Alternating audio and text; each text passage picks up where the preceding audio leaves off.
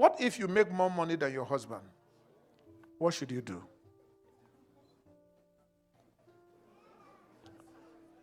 Intimidate the man, right? Talk trash at him. Tell him, get up, man, and be a man. No.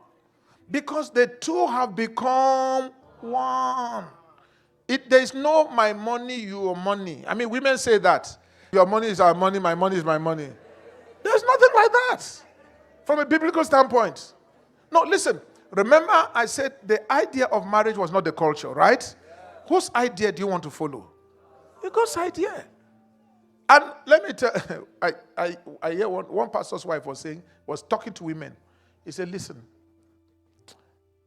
make sure your husband has access to your money, otherwise there will be no peace in that home.